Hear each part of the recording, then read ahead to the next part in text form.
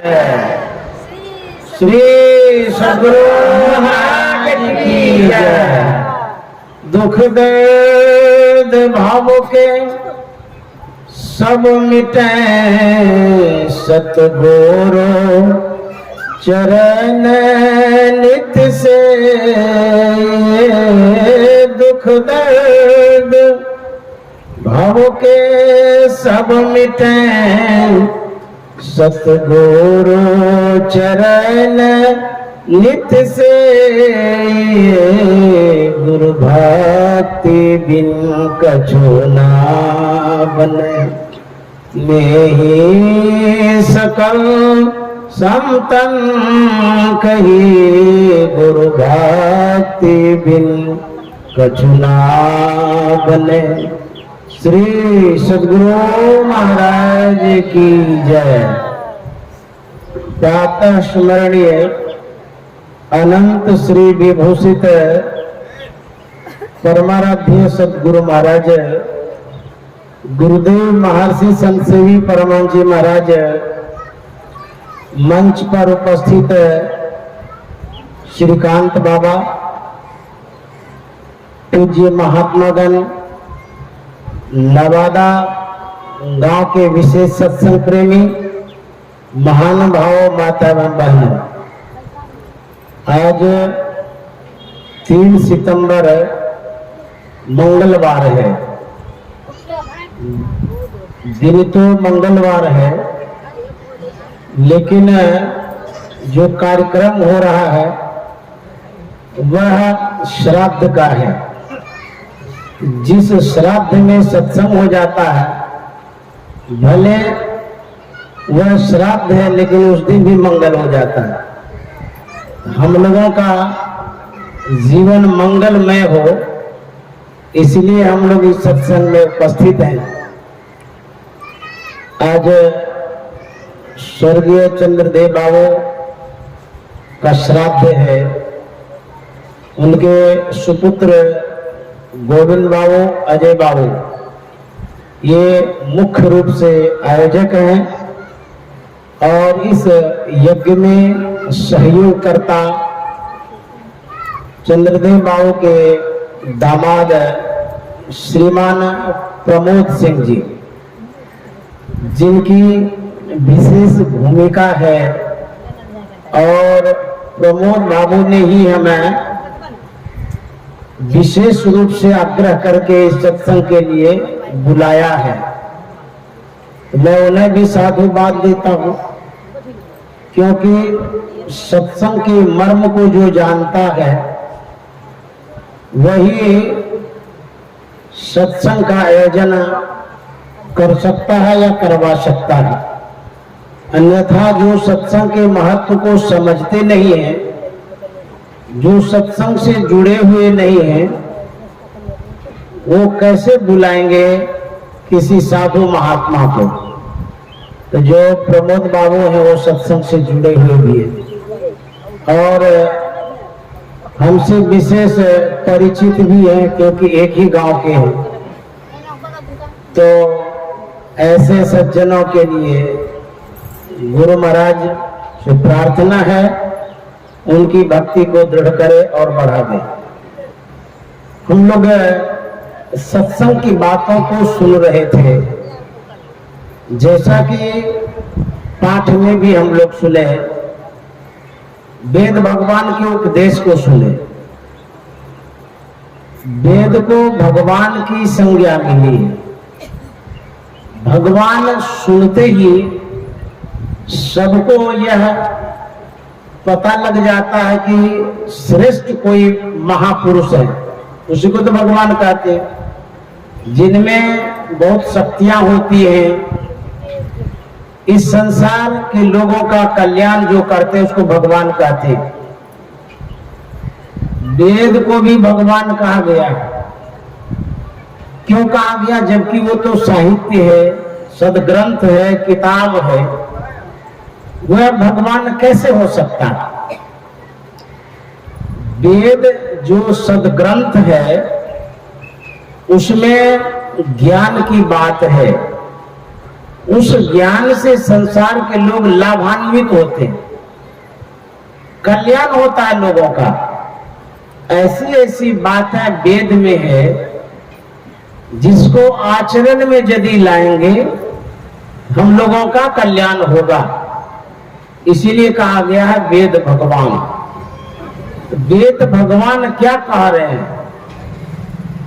वेद भगवान का उपदेश है जगत प्रसव करता ईश्वर के तत्व ज्ञान को प्राप्त करने के लिए पहले बुद्धि योग अर्थात सत्संग करना चाहिए। वेद भगवान कह रहे हैं सत्संग करने के लिए। यदि हम आप सत्संग नहीं करेंगे तब तो भगवान की बात नहीं मान रहे हैं। भगवान की बात नहीं मानेंगे तो कभी कल्याण नहीं होगा। यदि अपने जीवन में सुख चाहते हैं, शांति चाहते हैं, समृद्धि चाहते हैं, सद्गति चाहते हैं, गोस्वामी जी ने कहा है जो मार्ग श्रुति साधु दिखावे तेहि मग चलत सबय सुख पावे। मार्ग का मतलब होता है रास्ता। जो रास्ता बड़े लोग बताते हैं, जिस रास्ते पर चलने के लिए बुजुर्ग लोग कहते हैं, वेद जिस रास्ते पर चलने के लिए कहता है, साधु महात्मा जिस रास्ते पर चलने के लिए कहते हैं, यदि उनकी बातों को मानेंगे तो गोस्वामी जी कहता सबय सुख पावे। जो जो मानेंगे सबको सुख मिलेगा। हमारे पास भौतिक संसाधन है। संसार में जितने लोग हैं सबको कुछ न कुछ भौतिक संपदा है, सांसारिक संसाधन है। लेकिन जितना आपके पास संसाधन है क्या उसमें सुखी हैं? यदि सबसे पूछेंगे एक स्वर से कहेंगे नहीं, सुखी नहीं है। जब भौतिक संपदा है तब सुखी क्यों नहीं है? कहेंगे कि मन इच्छित संपदा नहीं है, जितना हम चाहते हैं उतना नहीं है। इसका मतलब है जो चीज आपके पास है, खेती है, घर है, पैसा है, परिवार है, उसमें आप संतुष्ट नहीं हैं, क्योंकि आप चाहते हैं कि और हो जाए। यह जो आपकी चाहना है, जो कामना है, कामना की आपूर्ति हुई नहीं है, इसीलिए आप सुखी नहीं है। कामना की पूर्ति कैसे होगी? मन में जो इच्छाएं उठती है उसके अनुरूप होते जाए आप खुश होते हैं। लेकिन जितना होते जा रहा है उतने में खुशी नहीं मिलती, आपको उतने में सुख महसूस नहीं करते। तब जितना हो रहा है उसमें और होते रहे। अब कितना होते रहे इसका तो कोई थे पता नहीं। अब जितना है उसमें आप खुश नहीं है, जितना आप चाहते हैं उसमें हो भी रहा है लेकिन उसमें भी खुश नहीं है। ये खुशी का अंत है। जो चाहनाएं हैं इन चाहनाओं को समेटना पड़ेगा, चाहनाओं पर कमांड रखना पड़ेगा, कंट्रोल रखना पड़ेगा, लगाम लगा के रखना पड़ेगा। क्योंकि चाहनाएं एक नहीं होती है, अनेक होती है। चाहनाएं रात दिन होती रहती है। कौन क्या चाहता है? जो जिस बुद्धि संस्कार विचार का होता है उसी के अनुरूप उनकी चाहनाएं होती है। जो भी व्यक्ति है संसार में या जो प्राणी मात्र है, सबकी अपनी अपनी चाहना होती है। कोई सोच रहे हैं कि पढ़ करके डॉक्टर बनेंगे, मास्टर बनेंगे, कलेक्टर बनेंगे, वीडियो बनेंगे, नेता बनेंगे। कोई सोच रहे कमा करके बहुत प्रॉपर्टी जमा कर लेंगे, घर बना लेंगे, मकान दुकान बना लेंगे, एयर कंडीशन वाला मकान हो जाएगा तो आराम से रहेंगे। एक चाहना नहीं है। चाहनाएं अनेक है, अनंत है। कबीर साहब ने कहा है, समुद्र लहर तो थोरिया, मन लहरे घनिया, केतिक आय समाय है, केतिक जाए बिसराय। समुद्र में जो लहरें उठती हैं, कोई देखे होंगे, हम भी देखें, उसमें जो तरंग उठती रहती है, कहते 24 घंटा उठते ही रहता है लहर। कबीर साहब कहते हैं, उस लहर में यदि कोई पड़ जाए, बहुत आदमी डूब जाता है, फंस जाता है, सांसें बंद हो जाती है, कोई कोई उबर पाता होगा, लेकिन प्रायः उस लहर में सब परेशान होता है। कबीर साहब कहते हैं, एक समुद्र में जो लहर है, उसमें पड़ने से जीवन बचाना दुभर हो जाता है, लेकिन समुद्र की अपेक्षा मन में अधिक लहर उठती है। अब इससे कैसे बचेंगे? मन लहरे घनिया, घनिया का मतलब घना, ढेर। मन में भी लहर उठती है। लहर कहते हैं जैसे कि आग लगाते हैं तो लहर उठता है, चूल्हा में आग लगाते हैं तो लहर गया। जिस लहर में वेदना है, पीड़ा है, कष्ट है, परेशानी है, उसको लहर कहते हैं। और लहर यदि उठ जाए उस वाले घर में, वो सोहा हो जाएगा। उसी तरह से यदि हमारे मन में लहर उठे, हमारी बुद्धि यदि परिपक्व न हो, यदि बुद्धि कमजोर है, उस लहर में हम लोग भी सोहा हो जाते हैं। कैसे? संत महात्मा कहते हैं कि आग लगी आकाश में, चुई चुई पड़े अंगार, अगर न होते संत जन तो जल जाता संसार। कहाँ आग लगी है? आकाश में। कोई कहेगा कि आकाश में तो कभी आगे नहीं लगती है, ये कैसे कहते हैं संत महात्मा आग लगी आकाश में? कभी देखे आकाश में आग लगते हुए? कोई नहीं देखे होंगे, कभी आग नहीं लगती आकाश में। तो फिर क्यों कह रहे हैं कि आग लगी आकाश में? आकाश एक नहीं है, लख लख आकाशा, लख लख पाताल। सौर मंडल में जो आकाश है, ये बाह्य आकाश है। एक आकाश है हमारे अंदर में भी। मस्तिष्क में जो आकाश है, कहते उसी मस्तिष्क में आग लगी हुई है।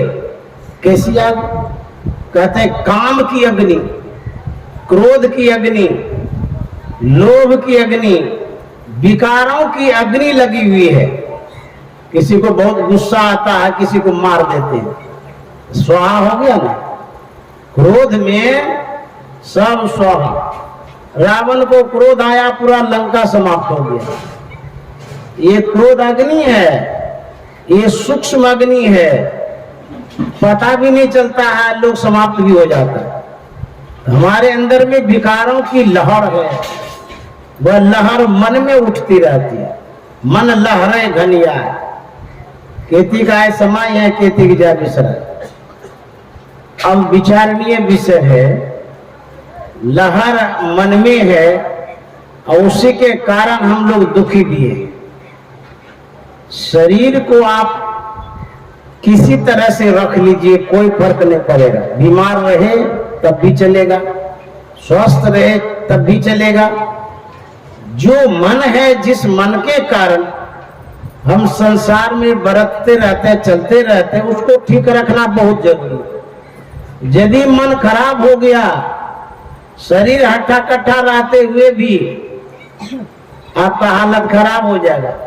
जैसे शरीर ठीक है, मन विक्षिप्त हो गया, बुद्धिहीन हो गए हैं, बुद्धि काम नहीं करती है, हट्टा कट्ठा आदमी भी जाएगा, ट्रेन के नीचे मर जाएगा, तालाब में कूद जाएगा, फांसी लगा लेगा, विष खा लेगा। शरीर तो ठीक ही है, लेकिन ऐसा क्यों हो रहा है? मानसिक स्थिति ठीक नहीं है, मन ठीक नहीं है। इसीलिए व्यक्ति को संसार में दुख होता है। तो मन को ठीक करना बहुत जरूरी है। सबसे विशेष मन है। उपनिषद में एक वाक्य है, भारो अविवेकिन शास्त्रम भारो ज्ञानं च रागिनः अशांतस्य मनो भारो भारो नात्म विदो वपो।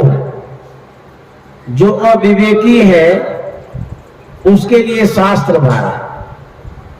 उसको कहेंगे कि किताब पढ़ करके सुनाते हैं, सुन लीजिए, कहते नहीं हमको अच्छा नहीं लगता, किताब हम नहीं सुनना चाहते। क्यों ऐसा होता है?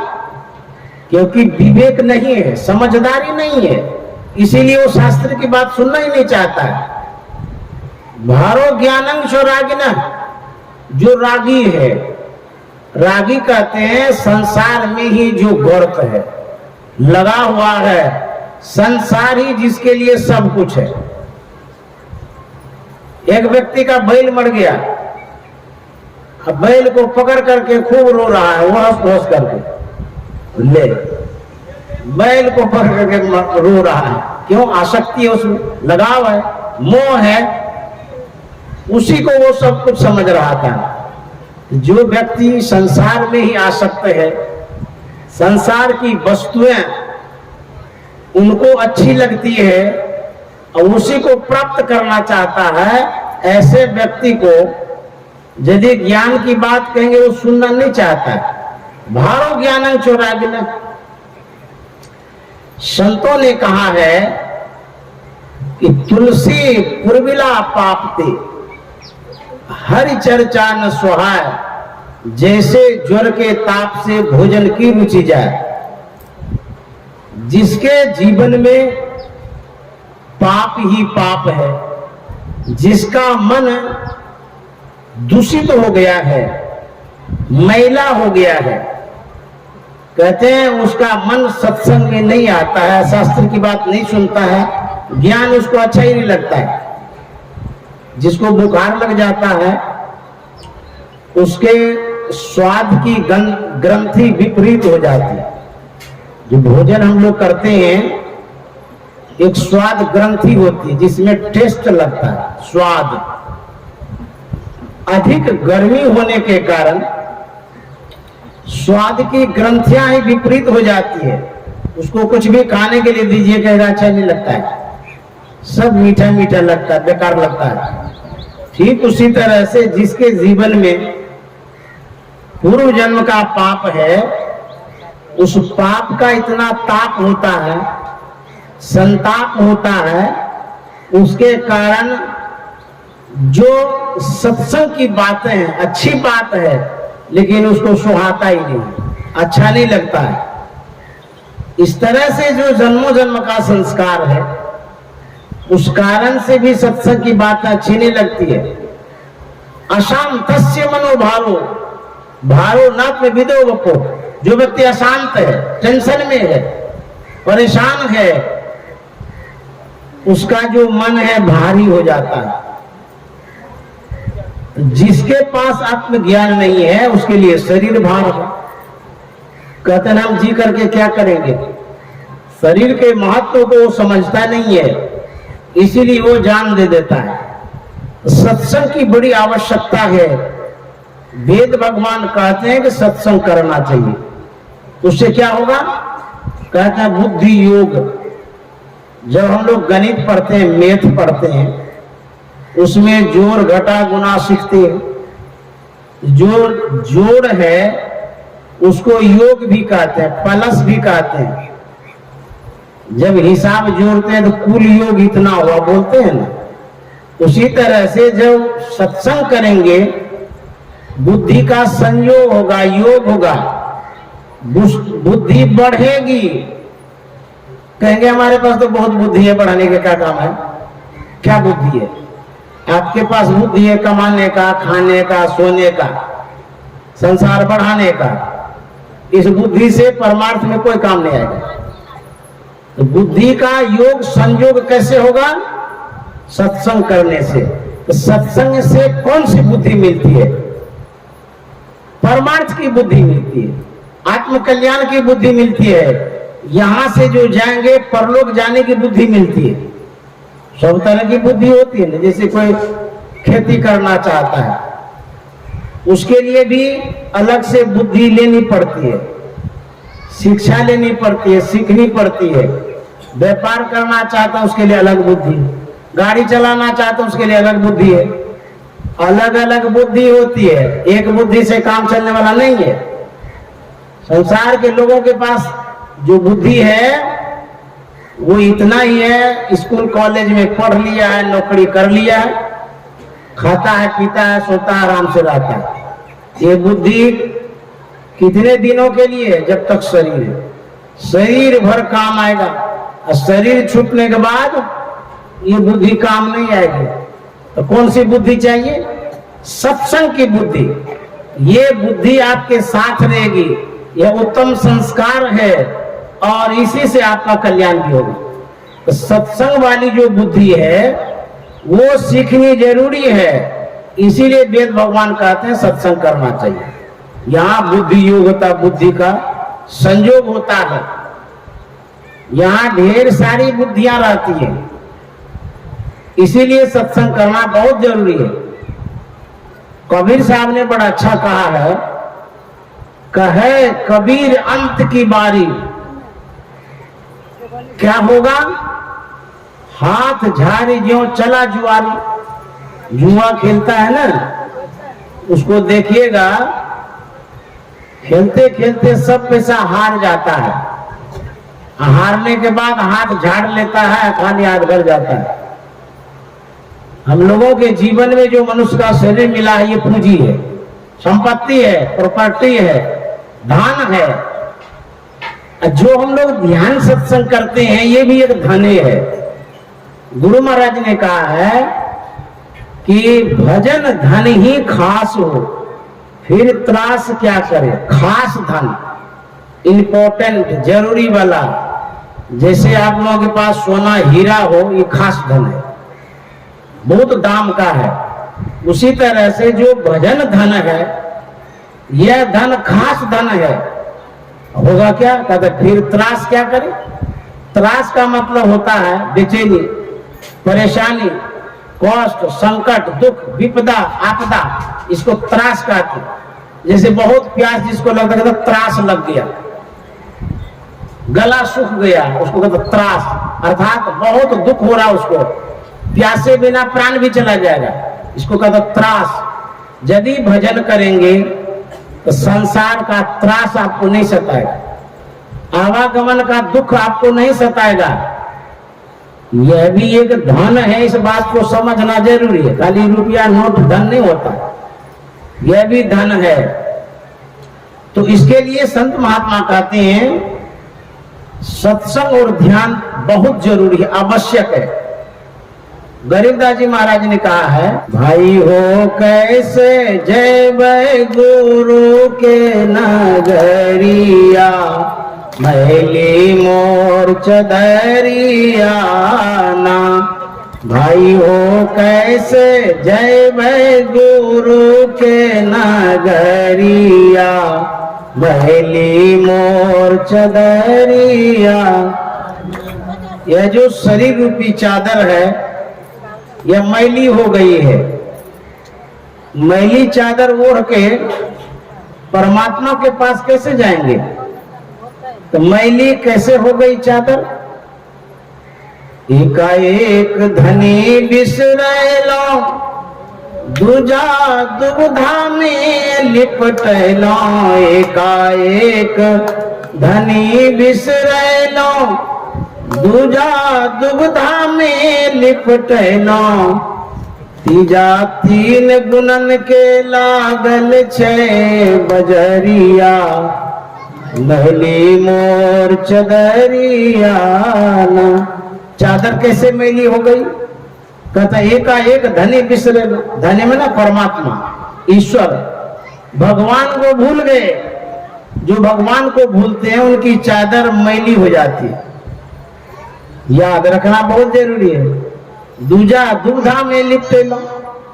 दुविधा का मतलब होता है संशय, जो आपके मन में भ्रम उत्पन्न होता है, क्या करें नहीं करें कैसे करें, इसको दुविधा कहते हैं। आपके अंदर में जो संशय है, भ्रम है, अज्ञानता है, अंधकार है, ये सब दुविधा है।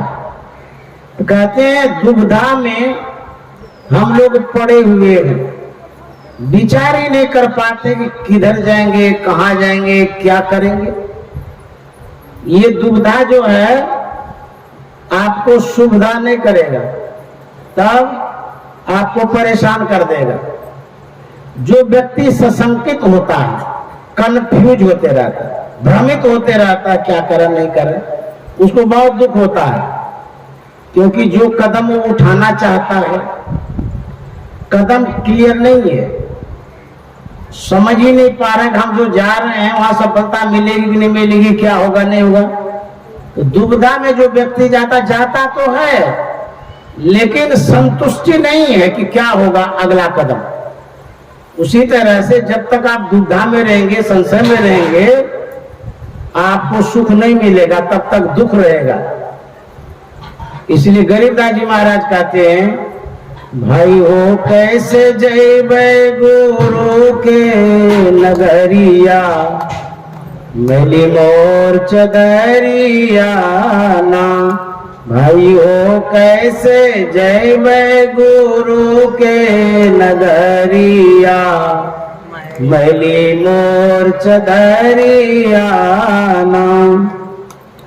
हम लोग आज जिस सभा में बैठे हैं, जिस कार्यक्रम में हम लोग सम्मिलित हैं, जिस आयोजन में हम लोग एकत्रित हैं, सबको ज्ञात है, सबको पता है स्वर्गीय चंद्रदेव बाबू हम लोगों के बीच से चले गए हैं।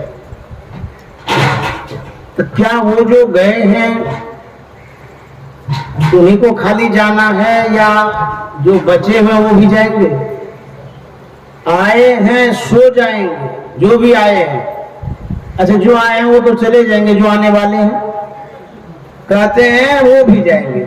आए हैं सो जाएंगे, गरीबी आदमी जाते हैं खाली? नहीं नहीं, राजा रंग फकीर, राजा भी जाएंगे, जो प्रजा है वो भी चली जाएगी। महात्मा वो यही रहेंगे, सब दिन प्रवचन करते रहेंगे? बोले नहीं नहीं, फकीर भी जाएंगे, उसको भी जाना है। बड़ा लफड़ा लगा दिया भगवान। कितना बढ़िया तो संसार है, रमणीक है, मनोरम है, आनंद कर देता है, खुशी में हम लोग रहते हैं, कोई चिंता है? कबीर साहब कहते हैं, सुखिया सब संसार, सब सुखी है, आनंद में है। कबीर साहब कहते हैं सुखिया सब संसार। क्यों? किस मायने में? खावे और सोवे हो, कोई गम है, खाता रहता, घुलटते रहता है। कबीर साहब कहते सुखिया सब संसार, खावे और सोवे हो, और दुखिया दास कबीर गावे और रोवे हो। जो भजन करते हैं वो भी चले जाएंगे, और जो भजन नहीं करते वो भी चले जाएंगे। तो लोग कहेंगे जब भजन करने वाला भी जेबे करेगा तो काहे के लिए भजन करेंगे, हम भी जेबे करेंगे। लेकिन जाने जाने में अंतर है। भागलपुर में जो कुप्पा घाट आश्रम है, पास में ही सेंट्रल जेल है, वहां पर बहुत सारे कैदी रहते हैं। वहां पर कुछ सत्संगी भी है, कमेटी बना करके रहता है। जिस समय गुरुदेव महर्षि संत सेवी जी महाराज थे, वो लोग बीच बीच में किसी महात्माओं को ले जाते थे सेंट्रल जेल के अंदर, वहां पर सत्संग करते थे अंदर में। एक बार एक वहां के सदस्य आ गए सत्संगी, उन्होंने महर्षि संत सेवी जी महाराज से कहा कि हुजूर, सेंट्रल जेल में सत्संग कराना चाहते हैं, किसी महात्मा को भेज दीजिए। मेरा सौभाग्य कहिए, उस बार गुरुदेव ने कहा कि विद्यानंद तू चले जाओ सत्संग करने। मैं जीवन में कभी जेल नहीं गया था, देखा भी नहीं था, आज्ञा हो गई तो जाना ही पड़ेगा। फिर गए, वो लोग ले गए जो सत्संगी थे। जैसे गेट पर गए, वहां जो रक्षक थे दरबारी जो जेल के अंदर में रहते हैं, सुरक्षा गार्ड तुरंत गेट खोल दिए और बड़े सम्मान के साथ अंदर ले गए। जब अंदर गए सब लोग आए, बहुत बढ़िया से प्रणाम किए, सब कोई चरण धोए। फिर जाकर के सम्मान बैठाया गया मंच पर। वो लोग भजन कीर्तन भी गाते थे, झाल मंजीरा भी रखते थे। खूब बढ़िया से सत्संग हुआ। जब आने लगे तब भी वो लोग खूब सम्मान किए और जितने जेलियर थे सब कोई सम्मान किए, अच्छा से बाहर कर दिए। जेल में जो कैदी है वह जब जेल जाता है उसके जाने में और आने में हम जो गए जेल में उसमें क्या अंतर नहीं है। हम स्वसम्मान गए, लेकिन जो चोरी करता है, पकड़ा जाता है, जेल में जाता है तो लात जूता खा के जाता है, उतना सम्मान देगा उसको, मार पीट के अंदर घुसा देता है। तो कबीर साहब कहते हैं आए हैं सो जाएंगे, राजा रंग फकीर एक सिंहासन चढ़ी चले एक बंधे जात जंजीर। एक सिंहासन पर चढ़ करके जाएंगे, एक जंजीर में बंध करके जाएंगे, यही जाने में अंतर है। फर्क पड़ता है आने जाने में।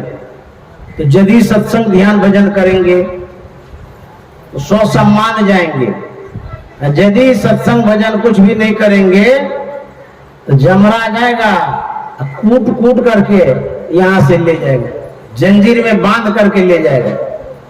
इसलिए यह जो शुभ कर्म है, जो सत्संग है, इसको यदि आजीवन आप करते रहते हैं तो गुरु महाराज ने कहा है मोक्ष मिले या न मिले, लेकिन सब दिन सत्संग करने वाले जो सत्संगी होंगे मरने के बाद मनुष्य का शरीर अवश्य मिलेगा। यह बेनिफिट मिलेगा, लाभ मिलेगा हम लोगों को। मनुष्य के शरीर में जाएंगे, मरना तो दोनों को है, सत्संगी भी मरेंगे, जो सत्संगी नहीं वो भी मरेंगे, राजा प्रजा सबकी मौत हो जाएगी, लेकिन जाने जाने में अंतर है। आज हमारे बीच से जो चंद्रदेव बाबू चले गए, तो वो तो जहां भी होंगे उनके नाम से जो सत्संग करा रहे हैं इसमें भी लाभ मिलता है। उन आत्मा को शांति मिलेगी, उन आत्मा को सुकून मिलेगा, उन आत्माओं को अच्छा स्थान मिलेगा। यह प्रभाव सत्संग का होता है। इनके सुपुत्रों द्वारा यह यज्ञ किया गया सत्संग का, उनके जमाई बाबू द्वारा सत्संग कराया जा रहा है। लाभ क्या उनको मिलेगा? जो मृत आत्मा है, एक कथा के माध्यम से बताता हूं। राजा जनक के दरबार में अष्टावक्र मुनि आए थे, जो कोहल ऋषि के पुत्र थे। अष्टावक्र मुनि राजा जनक के गुरुजी थे, इसीलिए उसको सत्संग के लिए बुलाए थे। जो जिनसे जुड़े रहते हैं उनको जरूर बुलाते हैं आयोजन में। वह अष्टावक्र मुनि मंच पर उपस्थित थे। राज दरबार था, राजा जनक का दरबार था, बहुत प्रजा आ गई थी, सब के सब सम्मिलित हुए थे उस आयोजन में। जब प्रवचन प्रारंभ हो गया, कुछ ही देर में हलचल मच गई, भगदड़ मच गई, लोग इधर से उधर भागने लगे। मुनि जी ने पूछा कि आप लोग भाग क्यों रहे, क्या हो गया, भगदड़ क्यों मच गई? लोगों ने कहा कि विषधर सांप आ रहा है, विशाल काय सांप है, काटेगा मर जाएंगे, उसी को देख करके हम लोग भाग रहे हैं। अष्टावक्र मुनि ने कहा कि आप लोग भागिए नहीं, आने दीजिए सांप को। तो सब लोग शांत हो गए। आते आते सांप मंच के पास आ गया, अब गोल गोल करके घूम गया और बैठ गया। प्रवचन प्रारंभ है, श्रोता लोग सत्संग सुन रहे हैं, सांप भी सुन रहा है। अब देखिए, होते होते जब तक सत्संग होते रहा, सांप सुनते रहा। जब सत्संग की समाप्ति हो गई, सब लोग जाने लगे, सांप भी अपने गंतव्य की ओर चला गया। इन घटनाओं को देख करके लोगों ने जिज्ञासा किया कि महाराज, ये जो सांप था उसको आप आने दिए, हम लोग तो डर रहे थे, वो आया भी, लेकिन जिस तरह से और श्रोता सत्संग सुन रहे थे, सांप भी सुन रहा था। ये कौन सी घटना घटी, हम लोगों को समझ में भी नहीं आया। हम लोग तो डर रहे थे सांप से। मुनि जी ने कहा कि देखो, यह जो सांप है राजा जनक का वंशज है। राजा जनक के परिवार में से कोई है, कर्म की चूक हो गई, सांप योनि में चले गए। राजा जनक ने जो सत्संग कराया, उस सांप ने भी सत्संग सुना, और ऐसा प्रभाव इस सत्संग का है, उस सांप की योनि बदल गई, वो दूसरे योनि में चले गए। तो सत्संग कराने से ये प्रभाव होता है। जिस योनि में हमारे पूर्वज रहते हैं, उसमें भी परिवर्तन होता है, बदलाव आता है। आप भागवत कथा को भी सुनते होंगे, उसमें जो धुंधुकारी था वह प्रेत योनि में चला गया था। उसका जो भाई था गोकर्ण, बड़ा पीड़ित हुआ, दुखी हुआ सुनकर के, हमारा भाई भूत बन गया, इसका उद्धार करना चाहिए, कल्याण करना चाहिए। तब गोकर्ण ने 7 रोज का यज्ञ किया था, सत्संग किया था। 7 रोज में धुंधुकारी का जीवन बदल गया था, योनि बदल गई थी। तो सत्संग के प्रभाव से हमारे पूर्वजों का भी उद्धार कल्याण होता है, इसलिए सत्संग की आवश्यकता है। हम लोग बहुत तरह का यज्ञ करते हैं, अनुष्ठान करते हैं। दुनिया में जितना भी यज्ञ है, जैसे आप रुद्र यज्ञ करते हैं, महारुद्र यज्ञ करते हैं, बहुत तरह का यज्ञ है। भागवत यज्ञ, रामायण कथा का यज्ञ, जितना भी यज्ञ है, उन सभी यज्ञों से बढ़कर के सत्संग यज्ञ होता है। ये ज्ञान यज्ञ है। इन यज्ञों के द्वारा जीव का कल्याण होता है। भगवान श्री कृष्ण ने भी गीता में कहा है, ज्ञान यज्ञ सबसे श्रेष्ठ यज्ञ है। हम लोग जो सत्संग सुनते हैं, ये ज्ञान यज्ञ है। तो ध्यान से सुनेंगे तब इससे लाभ होगा, अन्यथा गुरु जी गए कह के, चला गए बह के, हम तो कह के चले जाएंगे। अब क्या सुने हैं नहीं सुने हैं, हमको क्या पता। एक गांव में एक महात्मा प्रवचन कर रहे थे, वयोवृद्ध महात्मा थे, पुराने महात्मा थे। गांव के लोग सब बहुत आए थे सत्संग सुनने के लिए। एक बूढ़ी को भी माइक से आवाज गई, वो भी आती है देखने के लिए क्या होता है यहाँ पर। जैसे पंडाल में प्रवेश करती है, देखते हैं कि बहुत लोग बैठे हैं, बाबा प्रवचन कर रहे हैं। भीड़ को चीर करके सामने आ गई, मंच के पास बैठ गई। वह बैठी, महात्मा प्रवचन कर रहे हैं। जब उस बूढ़ी ने महात्मा के मुखाकृति को देखा, चेहरे को देखा, देखते ही वो रोने लगी। महात्मा की नजर पड़ी उस बूढ़ी पर। महात्मा बड़े गदगद की, बड़े अच्छे श्रोता में, इतने भावुक श्रोता हैं कि प्रवचन सुनते ही रोना शुरू कर दे। अब पंडाल में जितने श्रोता हैं, कोई नहीं रो रहा है, यही एक बूढ़ी होती है। बड़ा प्रसन्न हुआ महात्मा, चलो एक ही सही, एक श्रोता तो अच्छा मिला। महात्मा प्रवचन करते जा रहे थे, बूढ़ी धारा प्रवाह रोती जा रही थी। होते होते जब तक प्रवचन होते रहा, तब तक वो रोती रही। महात्मा के मन में होता है, जब प्रवचन पूरा होगा तब इनसे पूछेंगे, आपके मन में कौन सी बात है घर कर गई जो रो रही थी। तो प्रवचन जब पूरा हो गया तो सामने मैं बैठी थी, महात्मा ने पूछा कि ये बूढ़ी माता जी, आपके जैसे श्रोता को पाकर के हम बड़े प्रसन्न है, खुश हैं। आप बड़े भावुक श्रोता हैं, सबसे अच्छे श्रोता हैं, क्योंकि हमारे प्रवचनों को सुनती रही, रोती रही। अच्छा, एक बात जानना चाह रहे थे, आपके मन में कौन ऐसी बातें घर कर गई जो आप रो रही थी? कौन सी बातें सुन लिए जो रो रही थी? बूढ़ी ने कहा, बाबा हम पढ़े लिखे नहीं हैं, आपने जो कुछ भी कहा एक भी बात समझ में नहीं आई।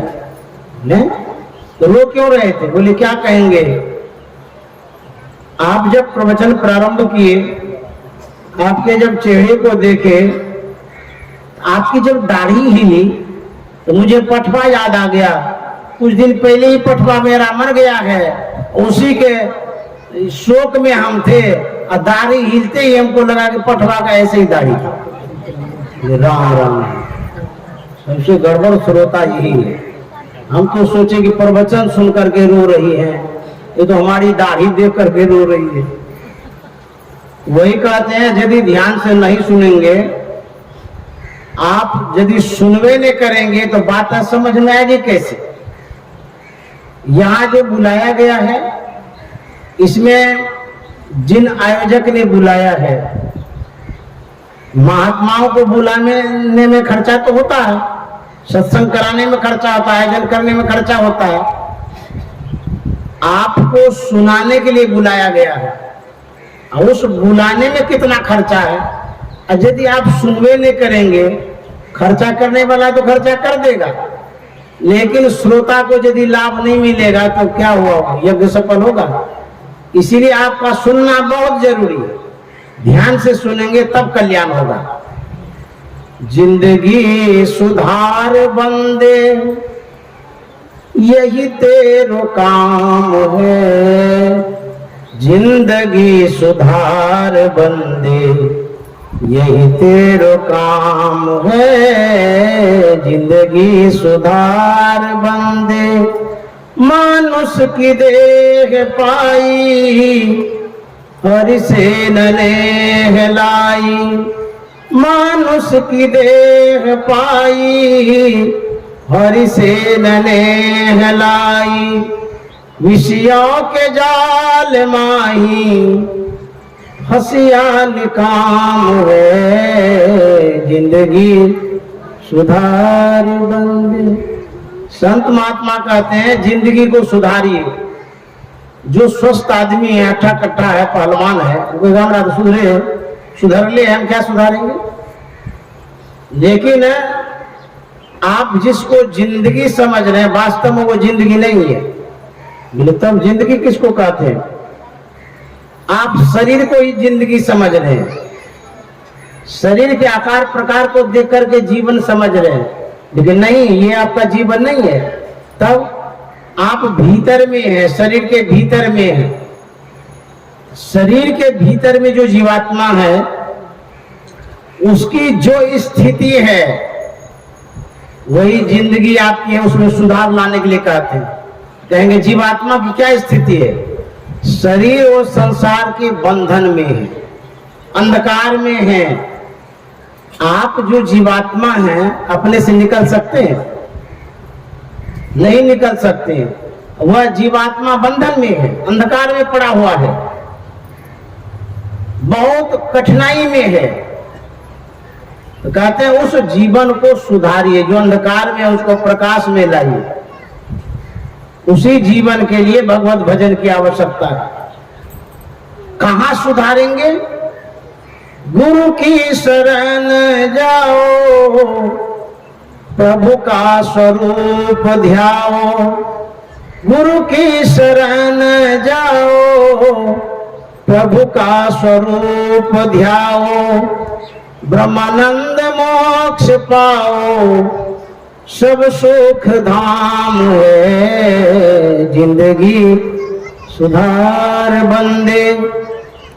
जब गाड़ी खराब हो जाती है, गैरेज में ले जाते, अपने यहाँ नहीं ठीक कर पाते। क्यों? गैरेज में सारी व्यवस्था है, मिस्त्री रहता है, वहां जाकर के गाड़ी को ठीक करते। जैसे मान लिया आपका शरीर खराब हो गया, तो कहाँ जाते हैं? हॉस्पिटल में। डॉक्टर लोग शरीर को स्वस्थ कर देता है, ठीक कर देता है उपचार करके। शरीर को ठीक करने के लिए हॉस्पिटल है, गाड़ी को ठीक करने के लिए गैरेज है। इस जीवात्मा को सही स्थिति में लाने के लिए संत सदगुरु का दरबार है। जब तक वहां नहीं जाएंगे आपके जीवन में कोई सुधार नहीं आ सकता है। बिना गुरु की कृपा पाए नहीं जीवन उधार है। बिना गुरु की कृपा पाए नहीं जीवन उधार। जब तक गुरु के शरण में नहीं जाएंगे तब तक उद्धार नहीं होगा, सुधार नहीं होगा।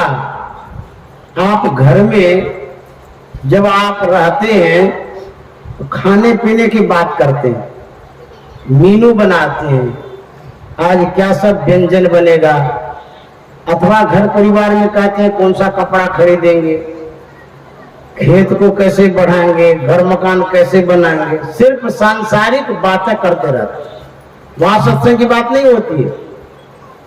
कोई नहीं करता है, बिरले कोई करते होंगे। जब चौक चौराहे पर जाते हैं वहां भी संसार का ही बात, क्या कारोबार चल रहा है, सब्जी किस भाव में बिकती है, कौन सा व्यापार करेंगे तो पैसा होगा। जहां आप जाते हैं सिर्फ खाने पीने सोने की ही बात होती है। इसी सुख में सब लगा रहता है, इसी में सब भूले हुए रहते हैं। सदगुरु के पास जब आते हैं तब वो बतलाते हैं ध्यान करना चाहिए, सत्संग करना चाहिए, भजन करना चाहिए, तब आपका कल्याण होगा। जीवन थोर भया भव घोर, कहाँ धन जोर करोड़ कमाए। आप जो जमा करते हैं ये थोड़ी सी जिंदगी है, जमा करते करते मर जाएंगे तो कहाँ जाएंगे? गोस्वामी जी ने 3 रास्ता बतलाया। जो संसार का लोग मरता है तो 3 रास्ते से गुजरता है। कौन कौन रास्ता है? स्वर्ग नरक अपवर्ग निसेने, ज्ञान विराग भगत सुख देने। स्वर्ग का रास्ता है, नरक का रास्ता है, अपवर्ग का रास्ता है। अपवर्ग में कौन जाते हैं? जो ध्यान करते हैं, साधु संत महात्मा, जो तो अपवर्ग में जाते हैं, मोक्ष को प्राप्त करते हैं। दूसरा जो पुण्य करते हैं, दान करते हैं, पूजा पाठ करते हैं, धर्म करते हैं, वो स्वर्ग जाते हैं। तीसरा जो संसार में एक गौरत रहते हैं, न वो भगवान का नाम सुने हैं, न सत्संग में जाते हैं, भगवान किस चिड़िया का नाम है वो जानता ही नहीं, सिर्फ पेट और भात जानता हो। ऐसे आदमी के लिए नरक का रास्ता। यही 3 रास्ता, इसी रास्ते पर जाएंगे। और गोस्वामी जी का ज्ञान विराग भगत सुख देनी। यदि आपके अंदर में ज्ञान है, वैराग्य है, भक्ति है, तो कहता सुख देनी। सुख का यही रास्ता है। एक कथा कह के मैं वाणी में विराम दे दूंगा। जब गुरुदेव दिल्ली गए थे, वहां पर का एक दिन का प्रवास था महर्षि संत सेवी जी महाराज का। तो वहां एक आश्रम है संत मत का, अपना आश्रम राजपुर खुर्द में, वहीं पर ठहरे थे। बहुत बड़े बड़े भगत आते रहते थे, सेठ साहूकार भी आते थे मिलने के लिए, दर्शन करने, सुनने के लिए। एक दिन एक नगर सेठ आया। तो नगर सेठ जब आया तो मिलने के लिए गए, तो परिचय हुआ। तो उन्होंने कहा कि मैं नगर सेठ हूं। तो गुरुदेव ने कहा मैं आपकी क्या सेवा करूं? महर्षि संत सेवी जी महाराज ने कहा मैं आपकी क्या सेवा करूं? तो सेठ ने कहा कि बाबा हम करोड़पति हैं, कोई चीज की कमी नहीं है, सब कुछ भगवान ने दिया है, लेकिन मन में शांति नहीं है। तो गुरुदेव ने कहा था आप करोड़पति हैं, हम तो कौड़ीपति हैं, हमारे पास तो कुछ है ही नहीं, हम क्या करेंगे? बोले कि कोई शांति का रास्ता बताइए। पैसा बहुत है लेकिन मन में शांति नहीं है। गुरुदेव ने कहा था कि यदि आप शांति चाहते हैं तो शांति किसी शहर में नहीं बिकती है। यदि शांति शहर में बिकती तो सबसे बड़े स्टोकर आप होते, क्योंकि आपके पास बहुत रुपया खरीद करके रख लेते, या अमेरिका वाले खरीद करके रख लेते। शांति किसी शहर में नहीं बिकती है, बाजार में नहीं बिकती है।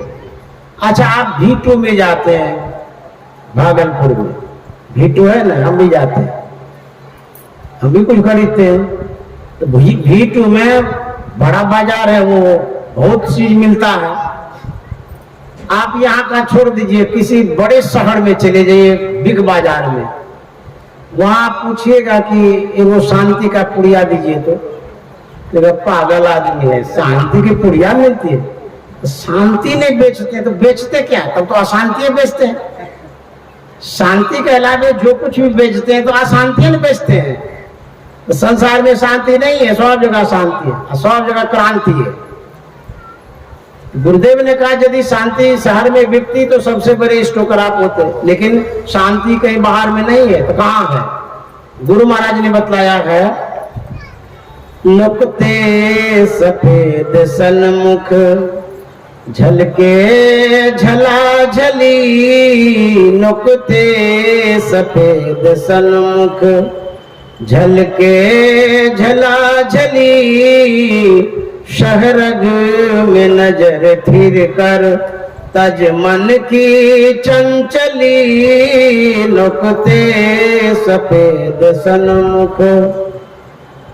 संतों ने कही यही शांति की असली, संतों ने कही यही शांति की असली,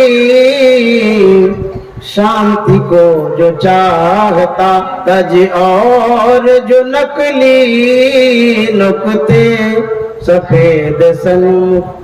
शांति का रास्ता सदगुरु महाराज ने क्या बतलाया? नुकते सफेद सन्मुख। नुक्ता का मतलब था बिंदु। जब हम लोग दृष्टियों की क्रिया करते हैं, बिंदु ध्यान करते हैं, वहीं पर शांति का रास्ता है, वही बिंदु ध्यान से शांति मिलेगी। जो बिंदु को प्राप्त करेगा सुख सिंधु को प्राप्त करेगा। गुरु महाराज कहते सिर्फ मैं ही नहीं कह रहा हूं, संतों ने कही, जितने संत हो गए हैं सबों ने कहा यदि आपको सुख चाहिए, शांति चाहिए तो ध्यान करिए। यदि आप शांति नहीं चाहते हैं तो जो मन है सो करिए।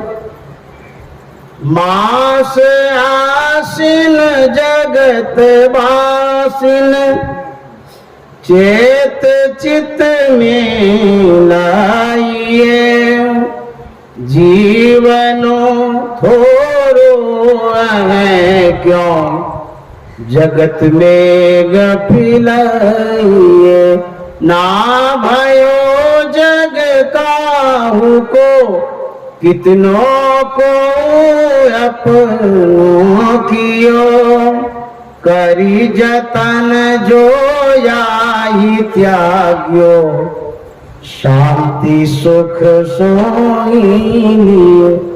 गुरु महाराज ने जो कहा शांति सुख वही लेता है जो प्रयत्न पूर्वक संसार को परित्याग करता है और भजन में जो मन को लगाता है। अन्यथा संसार में कहीं शांति नहीं, किसी वस्तु में शांति नहीं है, कोई शांति आपको दे ही नहीं सकता है। तो संत मत का जो सत्संग है, शांति की वास्तविक बातें कही जाती है, बताई जाती है। यदि सच में आप सुख चाहते हैं, शांति चाहते हैं, शाश्वत सुख, क्षणिक नहीं, तो आप सदगुरु के शरण में जाइए, आपका कल्याण होगा। संत मता बिनु गति नहीं, सुनो सकल दे कान, जो चाहो उद्धार को बनो संत संतान। श्री सदगुरु महाराज की जय।